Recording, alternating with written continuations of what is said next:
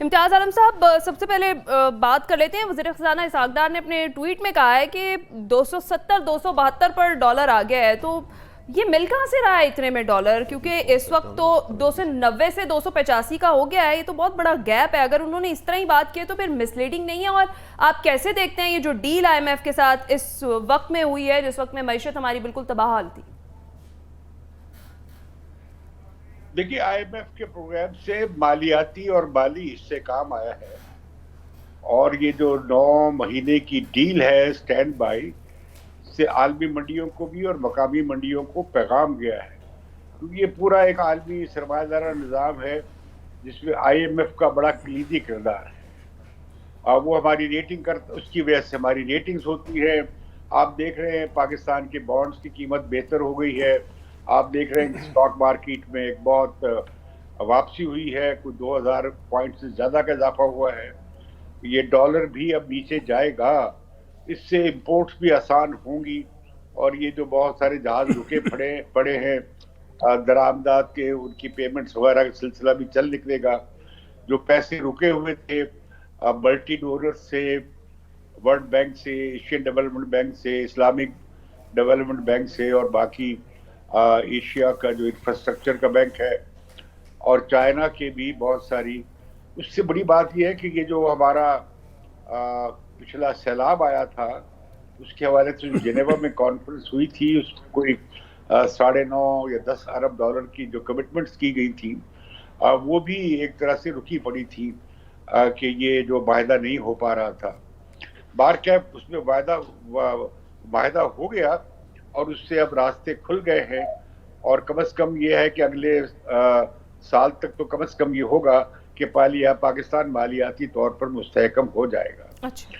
और अब आप देखेंगी कि जिन लोगों ने डॉलर्स रखे हुए थे, वो शायद जल्दी डॉलर्स भी अपने बाहर निकालेंगे, और वो सोना भी लोगों ने खरीदना शुरू कर दिया था, तो बहुत सारी होर्डिंग भी हो रही थी। तो इस हिसाब से जो ये पाकिस्तान को चाहिए थे 20-22 अरब डॉलर इस साल के, ये नया मालियाती साल है, वो मेरा ख्याल है पूरे हो जाएंगे।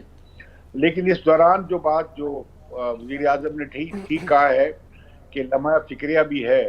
लम्हा फिक्रिया इस बात का है कि अगर हम अपने अखराजात पहले ही बड़े कम कर देते तो हमारा खसारा कुछ 6.5% ना होता, ये 2-3% पे लाया जा सकता था सिर्फ अखराजात कम करके। फिर 4000 अरब रुपए की इस्तस्नियात हैं और मराआत हैं उमरा को, और बड़े जो अमीर तबके हैं या ताकतवर हल्के हैं, वो 4000 अरब की आप इस्तस्नियात वापस ले लेते, या उसमें से कम आधी भी कम कर लेते, तब भी आपका बजट खसारा पूरा हो जाता है। अब मामला यह है कि पाकिस्तान जो है वो अफोर्ड नहीं कर सकता किसी सूरत में मांगे तांगे के डॉलर्स पे अपनी मईशत को चलाने में। ये अगर हमने आइंदा इस्लाहात न की, सही तरह की इस्लाहात न की, तो फिर उसमें ये होगा कि फिर से ये जो डिफॉल्ट का खतरा है वो हमारे सामने मुंह फाड़े खड़ा होगा। तो मैं समझता हूँ कि इस दौरान में करना ये चाहिए कि हमें जो अपने गैर जरूरी, जैसे मिसाल के तौर पे वफाक में आपको 6 वजारतें चाहिए हैं और 1 दर्जन के करीब आपको डिवीजन चाहिए हैं, बाकी आप ये सब खत्म कर दें, आपको 20% जो है अपना डिफेंस का अखराजात भी कम कर सकते हैं दिफा पे समझौता किए बगैर, यानी जो नॉन कम्बैट एक्सपेंडिचर है जिन्हें कहा जाता है। आप अपनी ब्यूरोक्रेसी पे मजीद कट लगा सकते हैं, आप अपनी कॉरपोरेशंस के जो घाटे हैं उन्हें काफी कम कर सकते हैं। सही। आपको ये काफी सलाहत करनी पड़ेगी। फिर ये कि ये जो टैक्सेशन का जो फिर किया गया है, अब 2 लाख रुपए महीना कमाने वाला जो है वो अपने 1.5 महीने की आमदनी जो है वो तो टैक्स में दे देगा। इसी तरह 3 लाख कमाने वाला तकरीबन 2.25 महीने की या 2 महीने की अपनी जो तनख्वाह है वो टैक्स में देगा।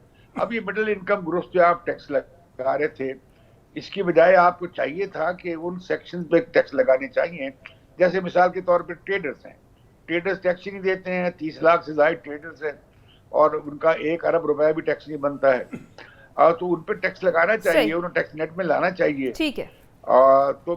तो कुछ इस्लाहात ऐसी हैं जिनका ताल्लुक इस बात से है कि भाई आप किन लोगों की नुमाइंदगी करते हैं। ठीक है। अब नून लीग जो है जिन ताजिरों की नुमाइंदगी करती है पीपल्स पार्टी, कुछ जिम्मेदारों की नुमाइंदगी ज्यादा करने लगी है।